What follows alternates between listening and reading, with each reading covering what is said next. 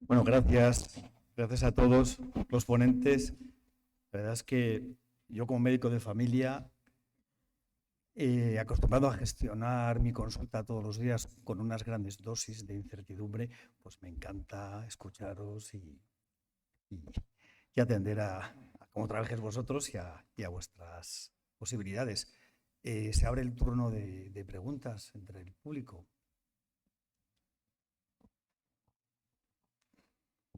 Bueno, yo solo felicitar, ¿verdad? Las intervenciones han sido exitosas. Y bueno, pues de los datos que se presentaban, vemos lo que sería la línea de la muerte en biología. El número de decesos humanos sube mientras el consumo baja. Y entonces la pregunta es complicada, ¿no? Porque es una reflexión personal. Ayer tuve la ocasión de seguir un webinar sobre el tema de la situación de las enfermedades infecciosas y el resultado que estaba teniendo la bajada de consumo de antibióticos en producción animal y cómo procesos que estaban larvados se están exacerbando y están dando lugar a casos clínicos de salmonela, de estafilococcus suis, etcétera, etcétera, ¿no? Y entonces el reto es que esa bajada de antibióticos no vaya en detrimento de la calidad asistencial. El tema, visto los datos de ayer, visto esa curva, esa cruz de la muerte, la pregunta me fluye en el aire. ¿Vamos a poder seguir bajando la resistencia, el consumo de antibióticos, que es lo que nos está pidiendo la Unión Europea para el año 2030 en un 27%, sin que haya detrimento en la calidad asistencial?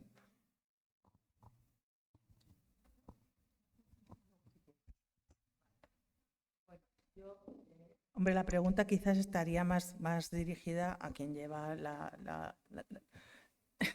a los médicos, los que llevan las pruebas. Yo, a nuestro nivel, creo que, y lo he dicho en la charla, no se trata ya de reducir, sino de utilizar con cabeza los antibióticos, pero seguir utilizando. Los antibióticos son necesarios. O sea, eso no podemos ir a la reducción cero. No. Dices que hay como brotes, he oído en sanidad animal. No necesariamente tienen que ir unidos a la disminución en el consumo de antibióticos. También es verdad que muchos de esos brotes, si hablamos de los bacterianos, la mayoría, bueno, y de los víricos también, casi todos son debidos al mal manejo de las granjas, a la falta de bioseguridad en las granjas y a las malas prácticas higiénicas, pero no a la disminución. Cuando se disminuye, como os he contado, en porcino, se ha disminuido la colistina, pusieron todo el mundo el grito en el cielo, se disminuye la colistina, se nos mueren todos, se nos van a morir todos, pero con diarreas inmensas. No, amigo, no, eso no pasó. Eso no pasó porque se aumentaron las medidas de bioseguridad. ¿Por qué? Porque el porcino, como son integradoras grandes y son grandes compañías, tienen el dinero suficiente para poner esas medidas en marcha. Son como hospitales las granjas de cerdos que hay en Lérida y en Cataluña. Hospitales. O sea, zonas limpias, zonas sucias, los pasillos. Y no pasó nada. Se quitó la colistina, no subió la peramicina, no subió la neomicina y no pasó nada. ¿Qué pasa cuando hablamos de otro tipo de granjas pequeñas, de pequeños? Pues ahí sí, ahí o se pone dinero para que aumenten la bioseguridad y las buenas prácticas higiénicas, o desde luego el consumo de antibióticos tendrá que subir en vez de bajar, evidentemente. Sí, no, iba a contestar a Rufino. A ver, es muy importante lo que has comentado, o sea, no disminuir el número, sino hacer un buen uso del tratamiento antibiótico.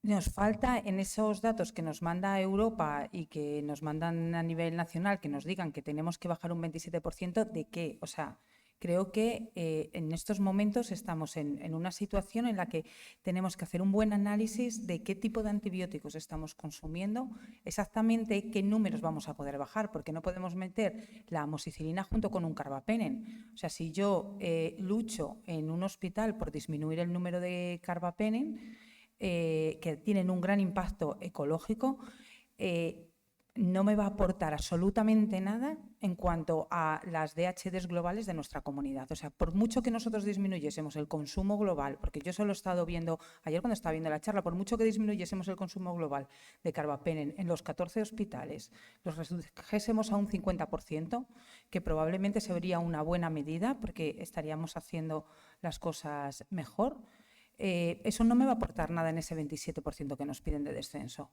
Entonces, pero sin embargo el impacto ecológico sería mucho más alto. Entonces yo creo que debemos de marcar unos objetivos claros, que tenemos que estar en disposición de, junto con las herramientas informáticas, poder llegar a saber hacia dónde tenemos que dirigir nuestros esfuerzos, y no solo a la reducción en número, sino a la reducción del aware, que es los diferentes, el semáforo que nos han marcado, rojo, amarillo y verde, de qué fármacos tenemos, o sea, son importantes. Entonces, creo que tenemos que hacer una reflexión sobre eso, fundamentalmente, no solo reducir el número. Y luego después, importantísimo, el avance de la microbiología. En medicina siempre hemos hecho mucho empirismo y yo creo que ahora también estamos en disposición de hacer cada vez menos, y que los servicios de microbiología nos pueden dar el diagnóstico microbiológico de tanto del germen como de la resistencia en 24 o 48 horas, nos va a permitir disminuir esos antibióticos de amplio espectro. Sí, ¿y vas a seguir? ¿No? Sí. Mi pregunta era un poco en el ámbito de lo que comentaba Rufino. Era sobre esa disminución de los antibióticos en veterinaria, y cuando se produce esa disminución del 40-50%, ¿ha habido algún estudio paralelo, bien por el PRAN o bien por otro tipo de estudio? ¿Por qué se ha producido esa disminución del 50%? Si es porque se estaba utilizando de forma indebida, y qué consecuencia ha tenido también. Bueno, nosotros lo que más hemos comprobado es que los planes reduce, o sea, en todas las especies son planes voluntarios. O sea, no están legislados, o sea, no es obligatorio hacerlos. ¿Qué pasa cuando se reúnen diversas compañías para reducir antibióticos? Pues hay muchos motivos, hay muchas cosas que les motivan. Desde luego yo creo que a nivel comercial la última es la sanidad, o sea, eso es lo que menos motiva. Pero sí que motiva. Cuando reduces el consumo de antibióticos, reduces el costo en una ganadería, o sea, lo reduces claramente. Pero también aumenta tu posibilidad de exportación, porque hay campañas, o sea, las campañas comerciales en contra de productos que están de animales que están criados con antibióticos, pues son súper negativas y no te dejan vender nada fuera. ¿Qué estudios hemos seguido? Pues generalmente lo que más hemos seguido ha sido en el porcino. El porcino tampoco es muy representativo, porque el porcino, como os he dicho antes, es la élite de las producciones ganaderas, o sea, está en manos de grandes empresas, grandes agrupadoras, ¿no? Y entonces, verdaderamente, lo que han conseguido esta gente es aumentar las medidas de bioseguridad, es decir, el lavado de camiones, que no entre nada sucio en las empresas, bueno, los pasillos de limpio y sucio, bueno, lo que todo el mundo sabemos que hay que hacer, las buenas prácticas higiénicas también del personal, y realmente yo creo es que no... y en otras especies, eso también te lo tengo que decir, fundamentalmente han visto que es que muchas veces era uso indebido, y uso, más que indebido, uso a lo tonto. O sea, es que ya llega un momento en que piensas, ¿pero por qué utilizas esto? ¿Sirve para algo? Pues no.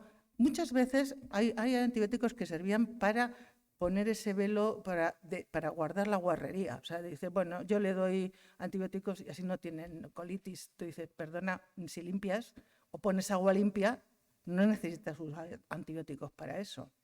Muchas veces era eso. Claro, eso, cuando la gente cae en estas cosas, que hay productos más baratos que impiden que los animales se enfermen, más baratos que los antibióticos.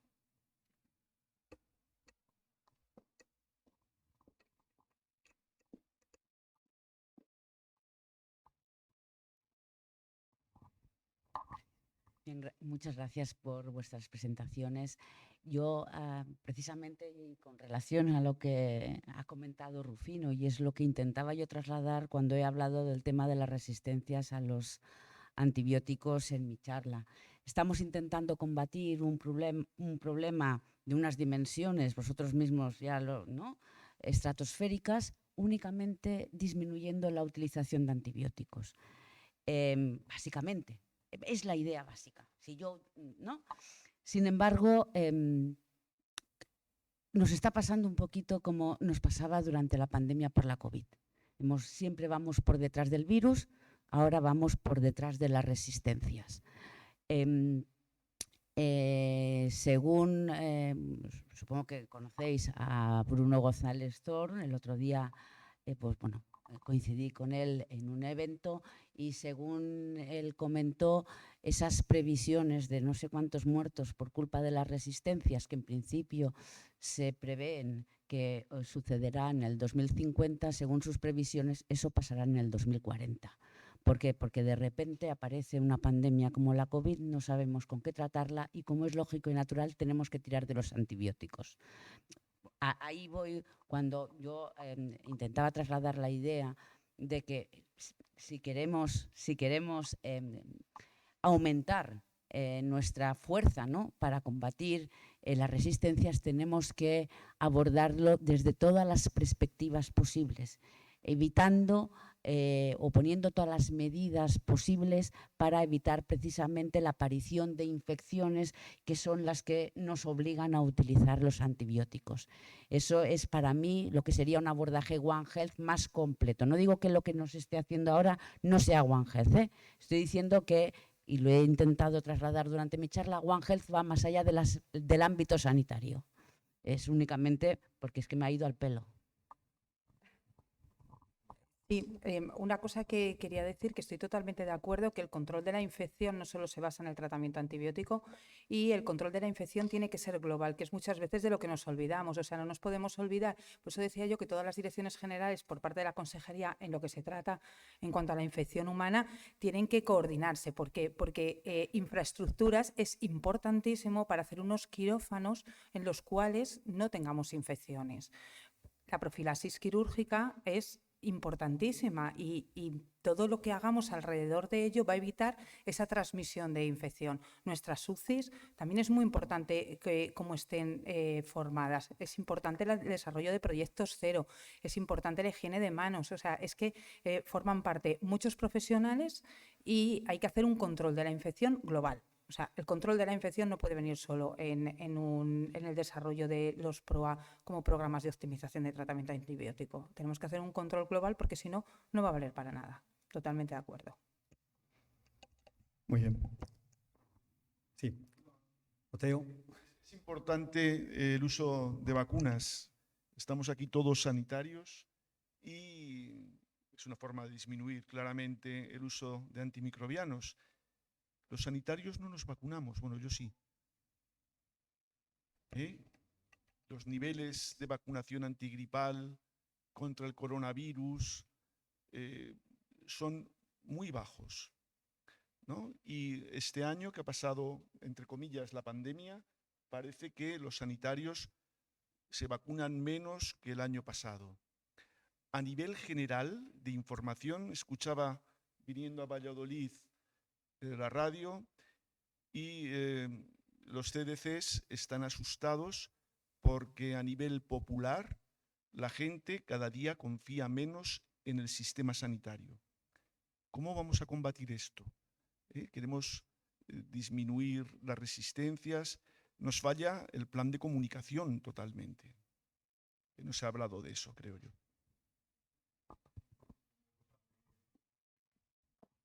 Antes un apunte, algo que no ha salido por la intervención de Maite.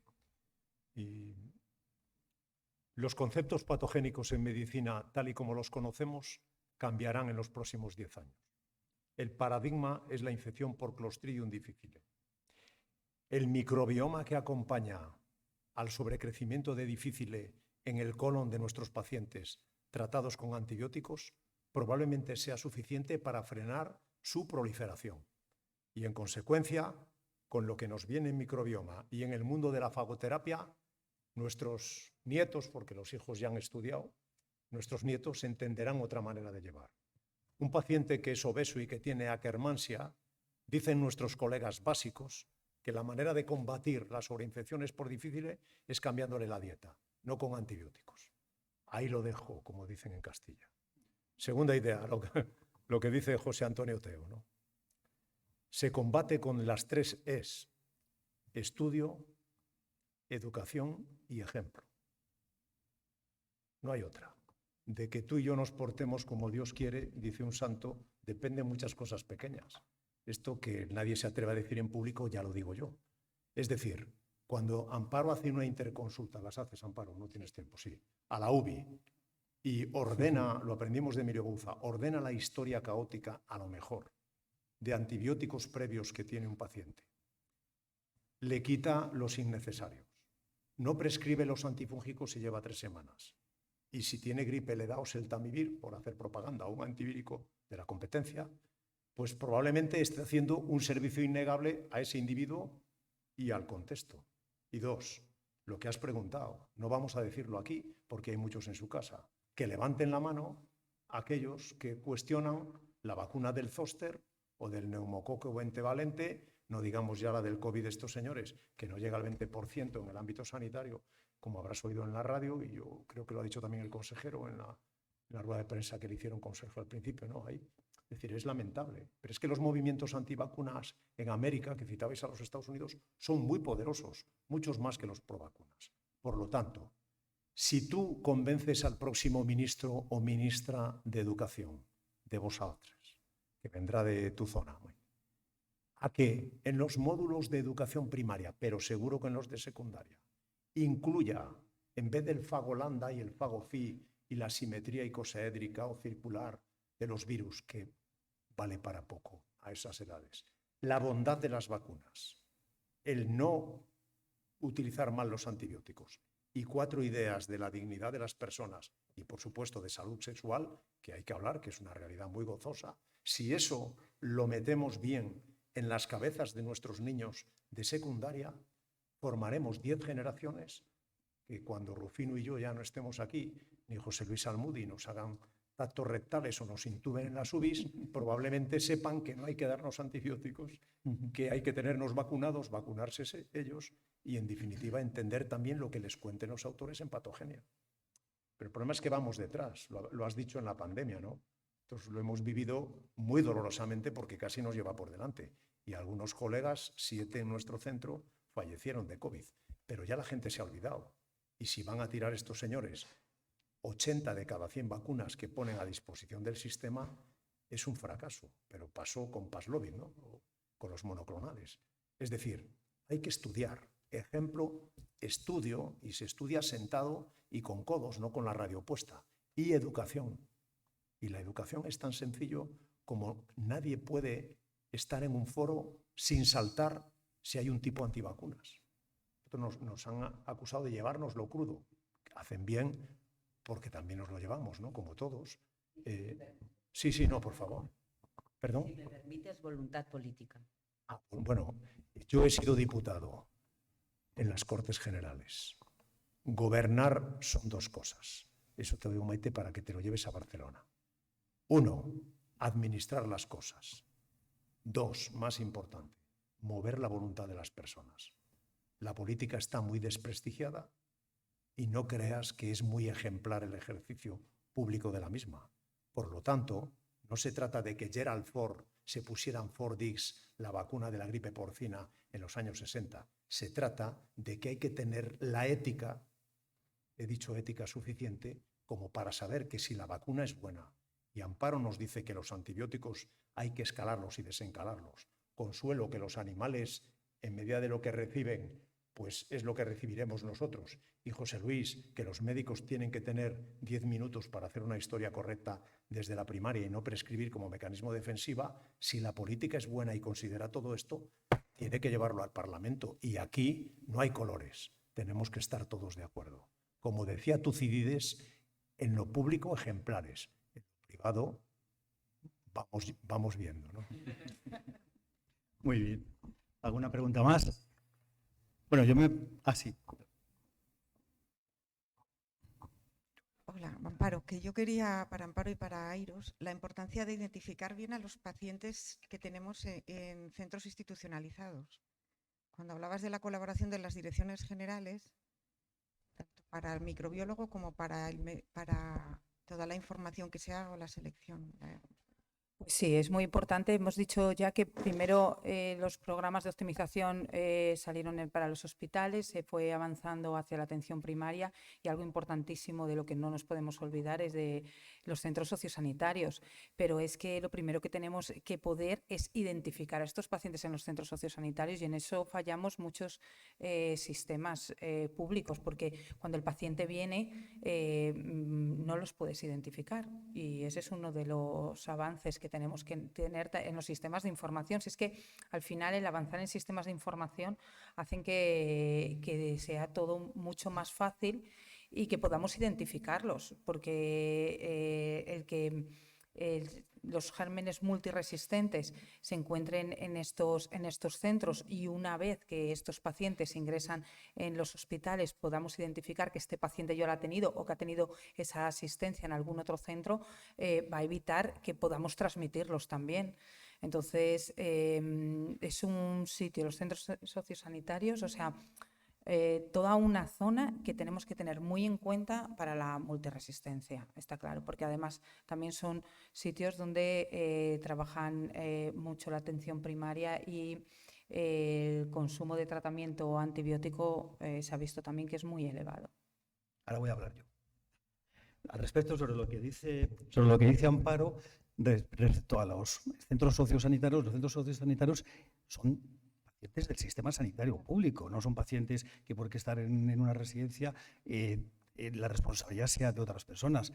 Yo con la experiencia que tengo en el trabajo del día a día, el problema que tienen la mayor parte de los centros sociosanitarios es que por problemas que no podemos ahora hablar porque nos llevarían muchísimo tiempo, no están dotados de suficiente personal sanitario. Cuando digo sanitario me refiero a médico y enfermeras. Son atendidos desde los centros de salud y no se hace una atención muy directa y muy personalizada.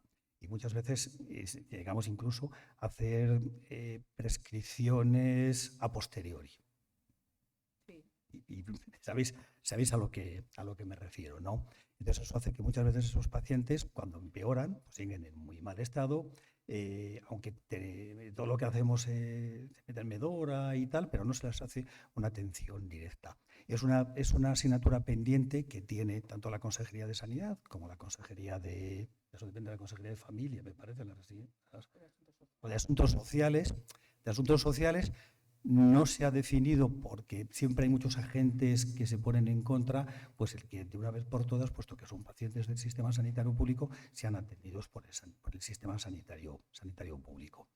Y yo voy a aprovechar el ser moderador y como ya nos queda muy poquito tiempo y vamos muy bien, yo quería lanzar 3 preguntas. La primera se la quería decir a Amparo y es, os hablaba que como médico de familia, pues estoy acostumbrado a gestionar la incertidumbre. Y te quería preguntar si tenéis el dato de qué porcentaje de prescripciones diferidas hay sobre el total de prescripciones y si esas prescripciones luego se han convertido en una dispensación de ese medicamento. Si ese dato lo disponéis de él o teníamos que preguntar a la Dirección Técnica de Farmacia.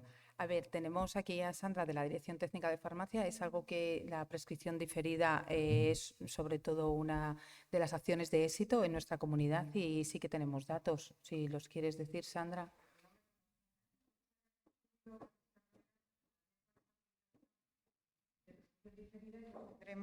Yo creo que el próximo mes lo colgaremos en el portal del medicamento y a los responsables de los PROA, para tenerla también por centro de salud o para o incluso por profesional, imagino. Sí, yo creo que sí, que podríamos llegar a cupo médico, más que por profesional a lo que es el cupo, esté atendido por uno u otro. Y lo que se ha cambiado es Lo que habíamos visto en el análisis que hicimos como hace un año era que realmente no se difería la prescripción. O sea, el médico la marcaba como prescripción diferida, pero en el mismo día se retiraba de la farmacia. De manera que había una... Claro, es lo que te quería apuntar aquí. A pesar de que hayamos clicado en prescripción diferida, el paciente, parece por si acaso, se lo llevaba y... Bueno, creíamos que hay dos cosas. La farmacia se lo podía ofertar y él se lo podía llevar. Entonces hay dos puntos para mejorar. Uno, se ha puesto que no se retire hasta pasadas las 0 horas del día siguiente. Y la otra es que claramente hay que hacer una información al paciente de la utilización o lo que se pretende con la prescripción diferida. O sea, que el paciente entienda mejor o hacer una derivación, quizá a enfermería, una vez que se utilice, para que le explique que se trata solo si no hay, en qué situación sería conveniente retirar el medicamento de la farmacia. A ver si tenemos mejores resultados. Una buena praxis es explicárselo al paciente. Para eso nos hace falta tiempo, como decía el doctor Eiros, pero si lo explicas, lo normal es que el paciente lo retire de la farmacia si se cumplen los requisitos que le has dicho. Sí, hay una hoja de información que yo creo que conocerás ligada al check de prescripción diferida para imprimir y poder enviar al paciente. Y ahí habíamos planteado que en los equipos en los que pudiera haber el apoyo de enfermería para explicar al paciente cómo es el manejo, porque el tiempo del médico está más restringido y el poder reforzar eso. Y quizá con las oficinas de farmacia nos faltaría dar el toque. Yo creo que en una semana tendremos los datos, porque están pedidos que tienen una vía de receta electrónica un poco diferente, y a ver si vamos mejor. Sí, creemos que, también queremos ver también las diferencias que hay entre las zonas urbanas y las zonas rurales, porque es cierto que los pacientes a veces cuando van al centro de salud, la farmacia muchas veces está cerca. Entonces, si es de una zona rural en la cual va a tener un difícil acceso también a la farmacia, suele aprovechar a coger el fármaco. Otra cosa es que luego se lo tome. Claro. Entonces, sí que creemos que está también asociada a aquellas zonas que tienen un peor acceso a las farmacias, el que los pacientes lo cojan inmediatamente en cuanto se le prescribe. Pero bueno, eso también lo iremos viendo. Pero sí que creemos que va a ser una medida importante, pero tiene que llevar tiempo al el médico para poder explicarlo. Muy bien. Al doctor Eiros le quería preguntar una cosa. Nos lo ha dicho ya varias veces. La verdad es que las medidas más baratas son las más eficaces al final. También nos lo ha dicho Consuelo y yo creo que está flota en el ambiente. Pero yo pienso, y hablo siempre de la perspectiva, se ha hablado poco de los clínicos. Yo casi me atrevería a decir cuántos médicos hay en la sala, ¿no? Que somos minoría y hemos hablado mucho de temas relacionados con veterinaria. ¿Piensas que los servicios de microbiología están infrautilizados en el día a día de las consultas? No en el hospital, que es mucho más accesible, sino en la atención primaria. El conseguir un diagnóstico microbiológico rápido que te permita tomar decisiones, evitar el empirismo, que al final es, en muchos casos, es uno de los motivos por los cuales se va a hacer un uso inadecuado de los antibióticos, la adherencia del paciente, que no le sobren medicamentos. José Luis, estamos como en el siglo XIX. A ver si alguien lo tuitea. Es decir, tú no puedes tener herramientas de diagnóstico microbiológico tan sensibles como es la detección antigénica con test de nitrocelulosa y no tenerlos asequibles en la consulta de un pediatra. Yo estoy casado con pediatra y cada día ve 40 o 50 niños. En la medida que en una bronquiolitis puede documentar que el agente etiológico es vírico y los 4 grandes ya los cogen, virus de la gripe A, B, sincitial respiratorio y SARS-CoV-2. 2, gastroenteritis. O sea, tú no puedes ejercer en tu consulta sin saber que lo que tienes es rotavirus, norovirus, adenovirus o astrovirus. O sea, Lenec, que inventó el estetoscopio, ¿no? Como bien conocéis los clínicos, pues auscultaba. Nuestros médicos siguen auscultando con un bolígrafo Bic, pero es que el no tener métodos de diagnóstico rápido es del Pleistoceno. O sea, la respuesta es sí. ¿Qué hay que hacer? Formar a las personas encargadas de ejecutarlos con una supervisión de los microbiólogos, que aquí se dice que somos de área. Hemos comentado que la microbiología está al servicio transversal. Por lo tanto, de 10.000 muestras que recibimos, 8.000 son de primaria y 2.000 del hospital. Por lo tanto, tutelemos eso, que además estamos encantados. Tú lo sabes porque nos tratas y nosotros salimos con relativa frecuencia. Nos gustaría salir más y sí, la respuesta es sí, claramente. Yo creo que esta consejería hay que decirlo ahora que no está el consejero, ha apostado en sus direcciones técnicas, y lo sabéis, por llevar, y lo sabe Amparo, que ha luchado mucho contra nuestra propia resistencia, porque los microbiólogos no somos todos iguales. Tenemos nuestras tensiones, pero a nada que coges un racionamiento, lo articulas, lo expones, lo trasladas, la inmensa mayoría de las personas, aunque ya os he dicho que cogemos el MIR con mal número, solemos ser rápidos y enseguida entendemos que eso es bueno para nosotros. Entre otras cosas, porque nos dedicamos ya a secuenciar y siempre tendremos tareas. Por cierto, con veterinarios, como sabe Rufino. Es decir, que nosotros vivimos el One Health real, ¿no? Se ha ido ya Maite, pero nosotros estamos muy agradecidos a las personas que en el contexto de la actividad, por ejemplo, del ITACIL, de un instituto tecnológico que tenemos aquí en Castilla y León, que dice Juanjo que lo conoce, pues hemos aprendido mucho de ellos. Pero claro, ahí se necesita, como sabe José Antonio Oteo, que tiene unidades potentes de secuenciación también, bioinformáticos, estadísticos, esto es muy multidisciplinar. A mí ya no me da el coco para aprenderme un genoma de 30.000 pares de bases, pero sí para entender que si lo hago entendible a mis colegas, pues probablemente hagan un servicio. Por lo tanto, la respuesta es sí, la microbiología a primaria. Muy bien. Muy bien, gracias, doctor Eiros. Y ya para terminar, a Consuelo, me ha llamado la atención dos cosas. La utilización de una app al diagnóstico para la prescripción, Sí. me ha parecido estupendo, pero te quería preguntar otra cosa que ahí me llama la atención. Dentro de la vigilancia al consumo hablabas de indicadores. En menos de 2 minutos, para que nos podamos ir a comer y que no nos vayamos retrasando, ¿nos puedes explicar qué indicadores manejáis? ¿Son indicadores por grupos terapéuticos? ¿Los asociáis a diagnósticos? Porque sí que me llama la atención también que en esas grandes macrogranjas disponen de antibióticos. Nosotros estamos acostumbrados los médicos a que tú identificas al paciente, le haces un diagnóstico, le haces una prescripción, de forma que puedes relacionar esas tres cosas. Ya, En veterinaria no ocurre eso. no ocurre así. No, El paciente no tiene número, no tiene nombre, no tiene número.